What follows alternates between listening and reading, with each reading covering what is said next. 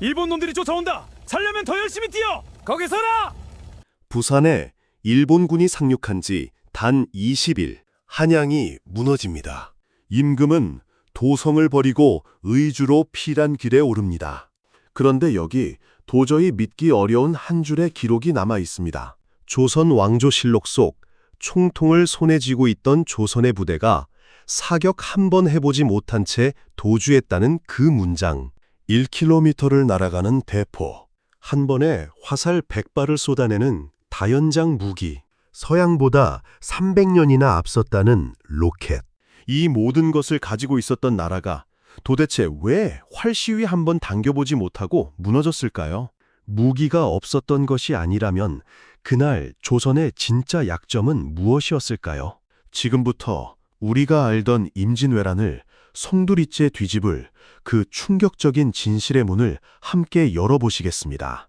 임진왜란이라는 단어를 들으면 여러분의 머릿속에는 어떤 장면이 가장 먼저 떠오르십니까? 아마 대부분 비슷한 그림을 그리고 계실 겁니다.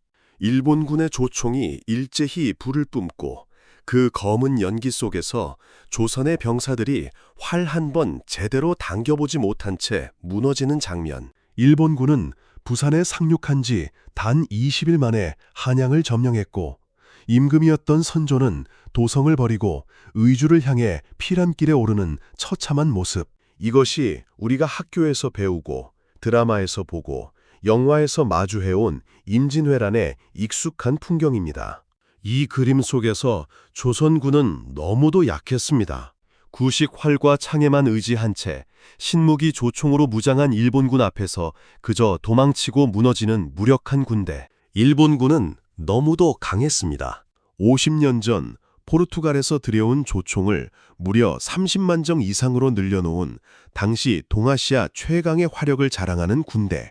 이런 대비 구도 속에서 우리는 자연스럽게 한 가지 결론을 내렸습니다. 조선은 화약 무기 시대에 너무 늦게 눈을 뜬 시대착오적인 나라였다고. 일본의 조총 앞에서 무너진 것은 어쩌면 필연적인 결과였다고. 그래서 우리는 임진왜란 초반의 패전을 이야기할 때마다 한숨을 쉬고 조선군의 무능을 탓하고 그 시대 우리 조상들이 얼마나 시대에 뒤처져 있었는지를 한탄해 왔습니다. 그런데 말입니다. 오늘 제가 여러분께 드릴 이야기는 이 익숙한 그림을 송두리째 흔들어 놓을 충격적인 진실입니다. 이 모든 통념이 단지 절반의 진실에 불과하다고 한다면 어떻게 받아들이시겠습니까? 임진왜란이 일어나기 훨씬 전부터 조선은 이미 화약 무기를 보유하고 있었습니다. 그것도 일본의 조총보다 훨씬 먼저 그리고 훨씬 다양하게. 한 번 더 들어보시기 바랍니다. 최대 사거리가 1km를 넘어가는 거대한 대포. 단 한 번의 점화로 100발의 화살을 동시에 쏘아 올리는 다연장 무기. 수십 무늬의 총통을 한꺼번에 실어 나르며 이동하는 오늘날의 다연장 로켓포에 해당하는 전차. 이 모든 것이 임진왜란이 일어나기 전부터 조선의 무기고에 차곡차곡 쌓여 있었습니다. 믿기 어려우시지요?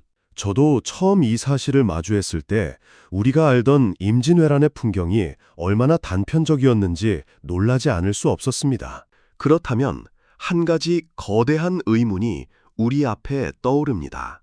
이렇게 강력한 무기를 가지고 있었던 조선이 도대체 왜 육지에서는 그토록 처참하게 무너졌을까요? 무기가 없어서가 아니었다면 진짜 패배의 원인은 무엇이었을까요? 오늘 우리는 이 질문을 정면으로 마주해 보려고 합니다.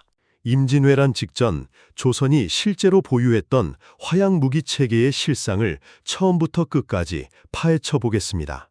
오늘 이 영상을 끝까지 보시고 나면 여러분이 알고 있던 조선군의 모습이 완전히 다르게 보이게 될 것입니다. 자, 이제 본격적인 이야기 속으로 함께 들어가 보시겠습니다. 이 영상을 시청하시는 모든 분께 한 가지 부탁드리겠습니다. 오늘처럼 잘 알려지지 않은 우리 역사의 진짜 모습을 함께 발굴해가는 이 여정에 동참해 주실 분들은 지금 화면 아래에 구독 버튼을 눌러주시고 좋아요도 꾹 눌러주시기 바랍니다. 여러분의 그 작은 클릭 하나가 더 깊이 있는 역사 콘텐츠를 만들어가는 가장 든든한 힘이 됩니다.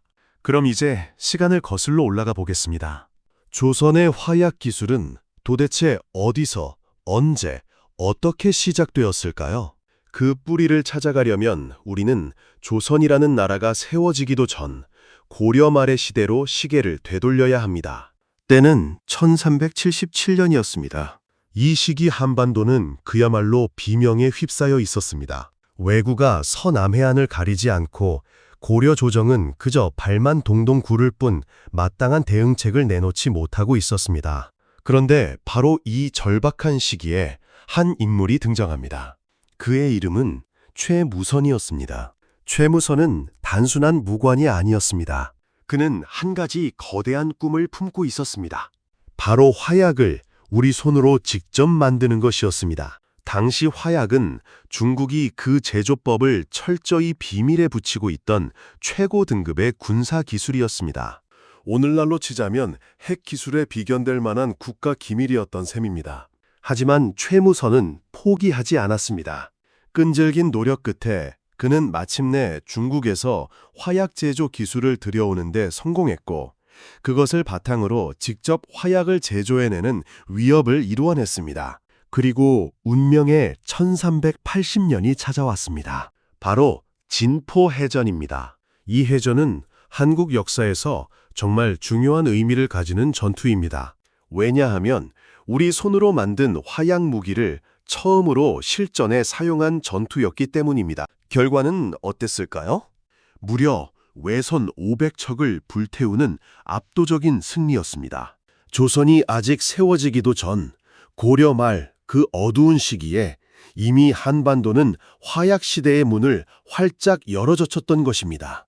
그리고 1392년 조선이라는 새로운 나라가 건국됩니다. 이때부터 화약 기술은 더 이상 한 개인의 노력에 머물지 않았습니다. 국가가 직접 나서서 체계적으로 발전시키는 거대한 사업이 되었습니다. 특히 태종과 세종 시대에 이르면 조선의 화약 무기 개발은 그야말로 폭발적으로 성장합니다. 중심에는 군기감이라는 기관이 있었습니다. 군기감은 오늘날로 치자면 국방과학연구소와 같은 역할을 했습니다. 이곳에서 모든 총통의 제작과 개발이 전담되었고 전국에서 가장 뛰어난 장인들이 이곳에 배치되었습니다. 조선왕조실록 세종 14년의 기록을 살펴보면 새로운 총통을 개발하기 위해 전국에서 기술자들을 모았다는 내용이 그대로 남아 있습니다. 국가가 나서서 인재를 끌어모으고 그들에게 최고의 대우를 해주며 오로지 더 강력한 무기를 만들기 위해 골몰했던 것입니다. 이것이 바로 조선의 화약 무기 체계가 세워진 출발점이었습니다. 한 개인의 도전에서 시작해 국가적 시스템으로 자리 잡기까지 조선의 화약 기술은 결코 어느 날 갑자기 하늘에서 떨어진 것이 아니었습니다. 자, 그렇다면 이렇게 발전한 조선의 화약 무기 체계는 구체적으로 어떤 모습이었을까요? 지금부터 그 실체를 한 가지씩 풀어보겠습니다. 조선이 보유한 모든 화약 무기 가운데 가장 핵심에 자리 잡고 있었던 것은 바로 총통이었습니다. 총통이라는 말이 다소 생소하실 수도 있겠지만 이것을 오늘날의 언어로 옮기면 바로 대포에 해당합니다. 그런데 여기서 정말 놀라운 사실이 하나 있습니다. 조선의 총통은 그저 한 가지 형태로만 존재한 것이 아니었습니다. 크기와 용도 그리고 운용 방식에 따라 천자, 지자, 현자, 황자, 승자라는 5가지 이상으로 세분화되어 있었습니다. 이것이 무엇을 의미하는지 아십니까? 조선은 단순히 대포 한 종류를 만들어 놓고 끝낸 것이 아니라 전장의 다양한 상황에 맞춰 최적의 무기를 선택할 수 있도록 체계를 완성해 놓았던 것입니다. 가장 먼저 살펴볼 것은 천자총통입니다. 이름에서 짐작하실 수 있듯이 천자총통은 조선의 모든 총통 가운데 가장 거대했습니다. 포신의 길이만 무려 130cm에 달했습니다. 사람의 평균 키에 가까운 길이의 거대한 쇠통이라고 상상해 보시기 바랍니다. 무게는 또 어떠했을까요? 300kg이 넘었습니다. 성인 남성 4-5명이 달라붙어야 겨우 움직일 수 있는 어마어마한 무게입니다. 이 거대한 무기는 무엇을 발사했을까요? 포탄이라는 개념이 아직 정교하지 않았던 시대였기에 천자총통은 거대한 돌덩이를 깎아 만든 석환을 주된 발사체로 사용했습니다. 사거리는 600m를 가뿐히 넘었습니다. 오늘날 우리가 쉽게 가늠하기 힘든 거리이지만 직선 거리로 600m는 축구장 5개를 이어붙인 길이입니다. 그 정도 거리 너머에 있는 적함을 향해 거대한 돌덩이를 날려보낼 수 있었던 것입니다. 주된 운영 장소는 바다였습니다. 무게가 워낙 무거웠기 때문에 육지에서 끌고 다니기는 어려웠고 결국 군선에 탑재해서 해전에 사용하는 것이 가장 효율적인 운영 방식이었습니다. 그 다음은 지자총통입니다. 지자총통은 천자총통보다 한 단계 작은 무기였습니다. 포신 길이는 87cm, 무게는 140kg, 천자총통의 절반 정도 되는 크기였지만 지자총통에는 천자총통과는 다른 독특한 특징이 있었습니다. 바로 조란환이라 불리는 작은 쇳덩이를 수십 개씩 한꺼번에 발사할 수 있는 능력이었습니다. 이것이 어떤 원리인지 감이 오십니까?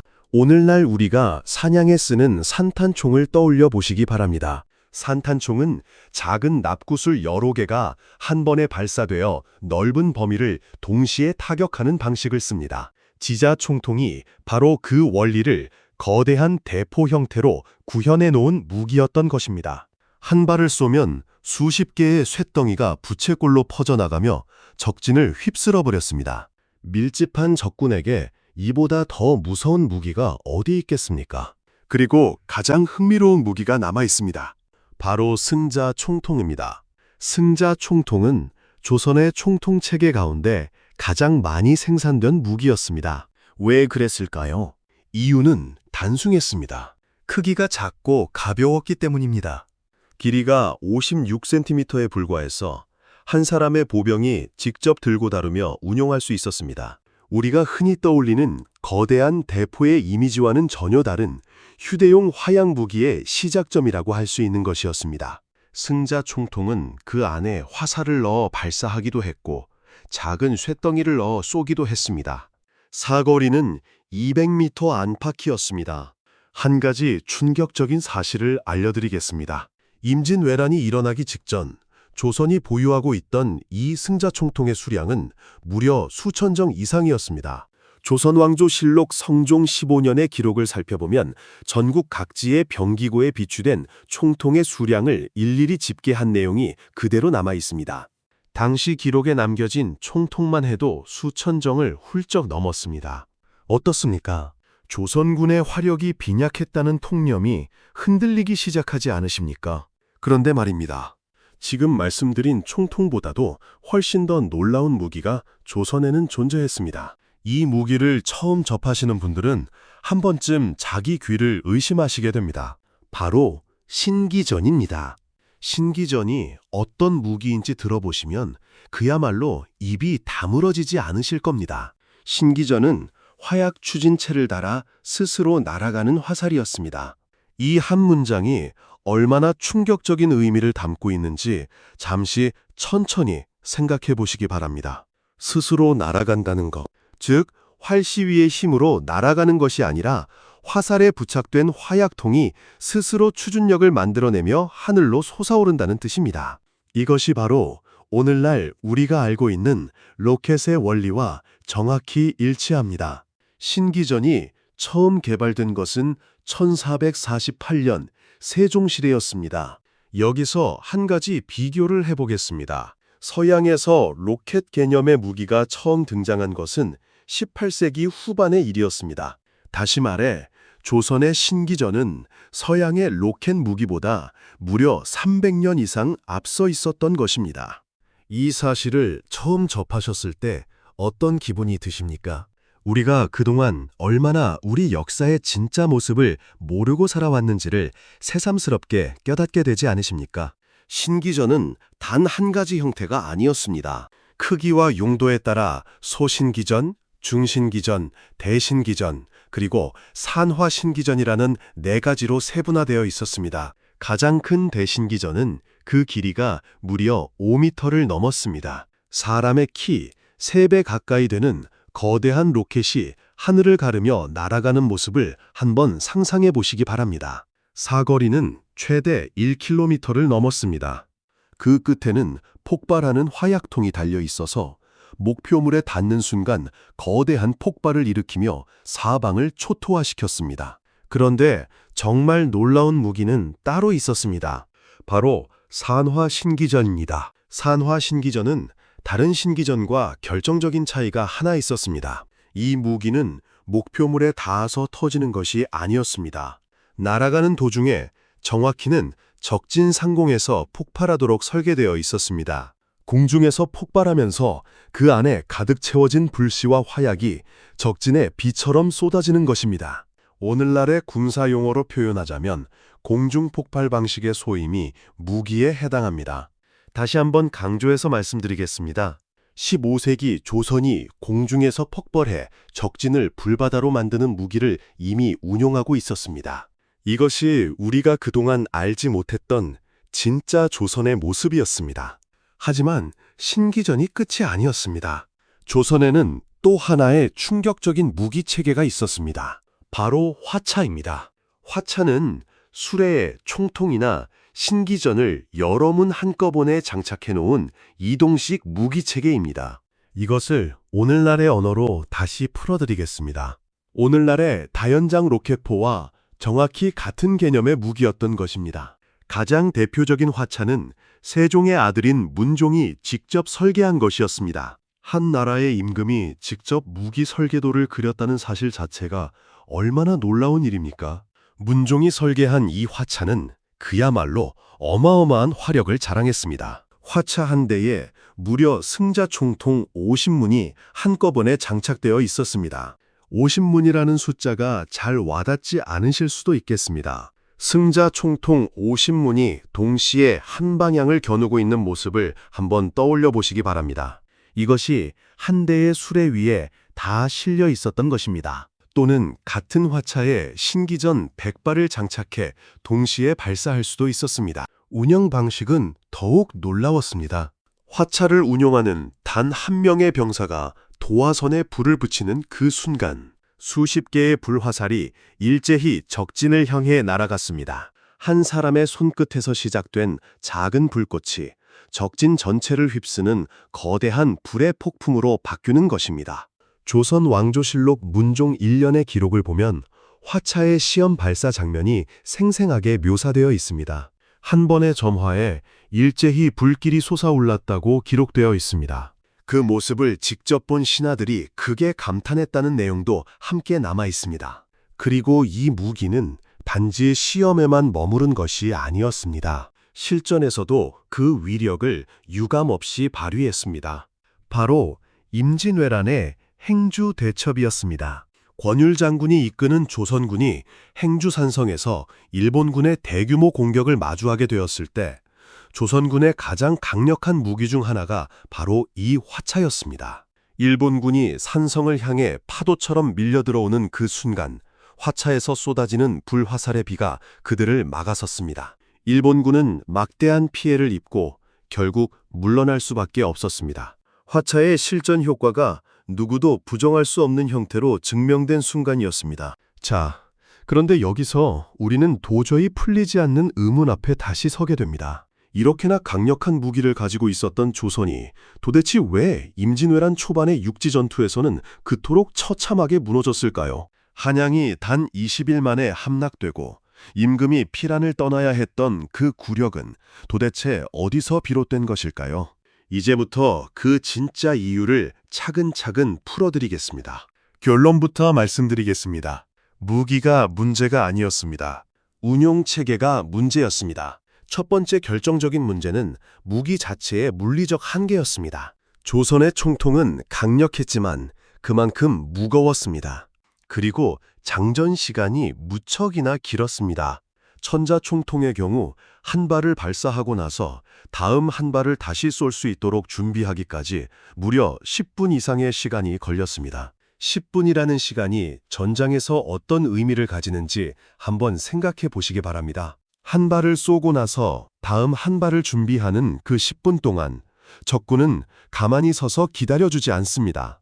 바로 이 지점에서 일본군의 조총이 결정적인 우위를 발휘했습니다. 조총은 가벼웠습니다. 한 사람이 손에 들고 다닐 수 있을 만큼의 무게였습니다. 장전 시간도 비교할 수 없이 짧았습니다. 무엇보다 중요한 사실은 개인이 직접 들고 뛰면서 쏠 수 있다는 것이었습니다. 일본군은 이 조총의 기동성을 극대화한 새로운 전술을 가지고 들어왔습니다. 파산 공격이라고 부르는 전술이었습니다. 앞줄이 사격을 하는 동안 뒷줄이 장전을 하고 앞줄의 사격이 끝나면 뒷줄이 앞으로 나와 다시 사격을 하는 방식. 이 전술은 끊임없는 사격이 적진을 향해 쏟아지도록 만들었습니다. 조선군의 총통이 한 발을 겨우 쏘고 다음 발을 준비하는 그 10분 동안 일본군의 조총은 수십 발, 수백 발의 탄환을 끊임없이 쏟아부었습니다. 싸움이 안 되는 구도였습니다. 기동전이 펼쳐지는 육지의 평지에서는 무거운 총통이 가벼운 조총의 상대가 되지 못했던 것입니다. 하지만 더 뼈아픈 두 번째 문제가 따로 있었습니다. 바로 훈련의 부재였습니다. 조선은 건국 이래 200년 가까운 시간 동안 큰 전쟁을 겪지 않았습니다. 이 오랜 평화의 시기는 분명 축복이었지만 동시에 군대의 실전 능력을 갉아먹는 독이기도 했습니다. 훈련받지 못한 군대는 아무리 좋은 무기를 손에 쥐어줘도 그것을 제대로 사용할 수 없습니다. 조선 왕조실록, 선조수정실록의 기록을 살펴보면 정말 가슴 아픈 내용이 남아 있습니다. 임진왜란 초반 총통을 보유하고 있던 조선의 부대들이 제대로 사격 한번 해보지 못한 채 도주했다는 기록이 그대로 남아있는 것입니다. 무기는 있었지만 그 무기를 쏠 줄 아는 사람이 없었던 것입니다. 무기는 있었지만 그 무기를 운용할 시스템이 무너져 있었던 것입니다. 이것이야말로 임진왜란 초반 패전의 가장 본질적인 원인이었습니다. 무기의 부재가 아니라 사람의 부재였습니다. 기술의 부재가 아니라 준비의 부재였습니다. 그리고 그 대가는 한양의 함락이라는 너무도 무거운 형태로 돌아왔습니다. 그런데 여기서 우리는 결정적인 반전을 마주하게 됩니다. 육지에서는 그토록 무력했던 조선의 화약 무기가 바다로 무대를 옮기는 순간 완전히 다른 모습을 보여주었기 때문입니다. 그 중심에는 우리 모두가 잘 아는 한 인물이 서 있었습니다. 바로 충무공 이순신이었습니다. 이순신이 이끄는 조선의 수군은 육군과는 전혀 다른 길을 걸었습니다. 같은 나라의 군대였고 같은 종류의 무기를 사용했지만 결과는 정반대였습니다. 이유가 무엇이었을까요? 바다는 육지와 달랐습니다. 바다 위에서는 총통의 무거운 무게가 더 이상 결정적인 약점이 되지 않았습니다. 거대한 군선이 그 무게를 버텨주었기 때문입니다. 또한 바다에서는 일본군이 자랑하던 기동전이 통하지 않았습니다.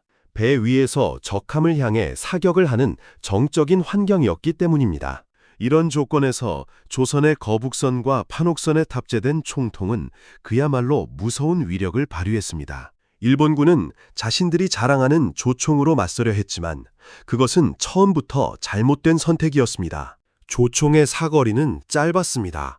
일본 군선이 조총의 사거리 안에 조선 군선을 두기 위해서는 반드시 일정 거리 안으로 접근해야 했습니다. 그런데 조선의 총통은 그보다 훨씬 먼 거리에서 일본 군선을 타격할 수 있었습니다. 일본군이 사거리 안으로 접근하기도 전에 조선의 거대한 포탄이 그들의 배를 산산조각 내고 있었던 것입니다. 일방적인 우위였습니다. 사거리에서도 파괴력에서도 안정성에서도 조선 수군이 압도했습니다. 같은 무기, 같은 군대였지만 운용하는 사람과 환경이 달라졌을 때 어떤 결과가 나오는지를 가장 극명하게 보여주는 사례였습니다. 이쯤에서 한 가지 중요한 비교를 해보겠습니다. 이 시기 다른 나라들의 화약 무기 수준은 도대체 어땠을까요? 가장 먼저 살펴볼 곳은 중국 명나라입니다. 명나라는 조선보다 더 앞선 화약 기술을 가지고 있었습니다. 중국이 화약의 발원지였으니 어찌 보면 당연한 일이었습니다. 그런데 흥미로운 사실이 있습니다. 임진왜란 당시 조선을 도우러 파병된 명나라 군대의 화기 운용이 우리가 흔히 생각하는 것만큼 효율적이지 않았다는 기록이 남아있는 것입니다. 오히려 실록의 어떤 부분에서는 명나라 군대가 조선의 총통 기술을 높이 평가했다는 내용까지 등장합니다. 조선의 화약 무기가 결코 명나라에 일방적으로 뒤처진 수준이 아니었다는 증거입니다. 다음은 일본입니다. 일본의 조총은 1543년에 처음으로 일본 땅에 들어왔습니다. 포르투갈 상인이 일본의 한 섬에 표류하면서 가져온 것이 시작이었습니다. 그런데 일본은 이 새로운 무기를 받아들이는 속도가 정말 놀라웠습니다. 50년도 채 되지 않는 시간에 무려 30만 정 이상의 조총을 직접 생산해냈습니다. 이것은 분명 놀라운 일이었고 일본의 군사혁명을 이끈 결정적인 동력이었습니다. 하지만 우리가 놓치지 말아야 할 사실이 있습니다. 조총은 어디까지나 개인이 휴대하는 화기였다는 점입니다. 대형 함포의 영역, 그리고 다연장 무기 체계의 영역에서는 오히려 조선이 일본보다 앞서 있었습니다. 조총이 곧 화약 무기 체계의 전부가 아니라는 사실을 우리는 분명히 짚고 넘어가야 합니다. 마지막으로 유럽입니다. 같은 시기 유럽에서는 화승총이 주력 무기로 자리 잡고 있었습니다. 하지만 조선의 신기전과 같은 로켓 방식의 무기는 유럽에서는 아직 실전 배치 단계에 이르지 못한 상태였습니다. 앞서 말씀드렸듯이 서양에서 로켓 무기가 등장한 것은 18세기 후반의 일이었습니다. 다시 말해 15세기 조선의 신기전은 같은 시기 유럽의 그 어떤 군사기술보다도 앞서 있었던 셈입니다. 이런 사실들을 종합해보면 우리는 한 가지 놀라운 결론에 도달하게 됩니다. 조선의 화약 무기 기술은 결코 동시대의 어느 나라에 비교해도 뒤떨어지지 않는, 오히려 어떤 영역에서는 세계적으로 가장 앞서 있는 수준이었다는 사실입니다. 우리가 그동안 가지고 있었던 통념, 즉 조선이 화약 무기 시대에 뒤처진 나약한 나라였다는 인식은 명백한 오해였습니다. 자, 이제 우리는 긴 여정의 마지막 길목에 서 있습니다. 오늘 우리는 임진왜란 직전 조선이 보유하고 있던 화약 무기 체계의 실체를 처음부터 끝까지 살펴보았습니다. 한번 정리해 보겠습니다. 1377년 최무선이 화약 제조에 성공하며 시작된 그 첫 발걸음. 국가가 직접 나서서 군기갑을 통해 체계적으로 발전시킨 화약 무기 개발 시스템. 천자, 지자, 현자, 황자, 승자라는 5가지로 세분화된 정교한 총통체계. 서양보다 300년 이상 앞서 등장한 로켓 무기 신기전. 한 번의 점화로 100발의 화살을 동시에 쏘아 올리는 다연장 무기 화차. 이 모든 것이 임진왜란 이전 조선의 진짜 모습이었습니다. 조선군의 무기는 결코 빈약하지 않았습니다. 오히려 어떤 영역에서는 세계 최고 수준의 자리에 서 있었습니다. 그렇다면 우리는 오늘의 이 긴 이야기에서 무엇을 가져가야 할까요? 가장 본질적인 질문 앞에 다시 서보겠습니다. 조선은 분명 강력한 무기를 가지고 있었습니다. 하지만 육지에서는 그것을 제대로 활용하지 못했고 바다에서는 그것으로 압도적인 승리를 거두었습니다. 같은 나라, 같은 시대, 같은 무기였습니다. 무엇이 그 차이를 만들었습니까? 바로 사람이었습니다. 그리고 시스템이었습니다. 이것이 오늘 우리가 잊지 말아야 할 가장 중요한 교훈입니다. 아무리 좋은 도구를 손에 쥐고 있어도 그것을 운영하는 사람과 그 사람을 뒷받침하는 시스템이 함께 준비되어 있지 않으면 그 도구는 한낱 쇳덩어리에 불과하다는 것입니다. 조선의 총통은 거북선 위에서 그 진가를 드러냈고 훈련받지 못한 육군의 손에서는 빛을 잃었습니다. 같은 무기였지만 결과는 하늘과 땅 차이였습니다. 이 이야기는 단순히 임진왜란이라는 한 시대의 이야기로만 끝나지 않습니다. 오늘날 우리가 살아가는 그 어떤 분야에도 그대로 적용되는 보편적인 진리입니다. 기업이든 조직이든 개인이든 마찬가지입니다. 가장 좋은 도구, 가장 첨단의 기술, 가장 비싼 장비를 가지고 있어도 그것을 다룰 줄 아는 사람과 그 사람을 키워내는 시스템이 없다면 그것은 결국 무용지물이 됩니다. 기술은 그것을 쓰는 사람의 준비된 정도만큼만 힘을 발휘합니다. 이것이 바로 임진왜란 직장 조선의 화약 무기 체계가 우리에게 남긴 시대를 뛰어넘는 교훈입니다. 조선의 무기는 강했습니다. 하지만 사람과 시스템이 그 무기를 따라가지 못했습니다. 그 결과 한양은 20일 만에 무너졌고 수많은 백성이 희생되었습니다. 역사를 돌아보는 이유는 단지 과거를 아는 것에 그치지 않습니다. 지금 이 순간 우리가 무엇을 준비해야 하는지를 되묻는 데 있습니다. 오늘날 우리에게는 어떤 무기가 손에 들려 있습니까? 우리는 그 무기를 제대로 다룰 만큼 준비되어 있습니까? 우리를 받쳐줄 시스템은 충분히 견고합니까? 이 질문에 답할 수 있을 때 비로소 우리는 임진왜란이라는 그 아픈 역사로부터 진정한 교훈을 얻게 될 것입니다. 오늘의 한국사 다시 읽기는 여기까지입니다. 긴 시간 함께해 주신 여러분께 진심으로 감사드립니다. 오늘 이야기가 흥미로우셨다면 잊지 마시고 좋아요와 구독을 부탁드리겠습니다. 다음 시간에는 더욱 기다려지는 우리 역사의 진짜 이야기로 다시 찾아뵙겠습니다. 감사합니다.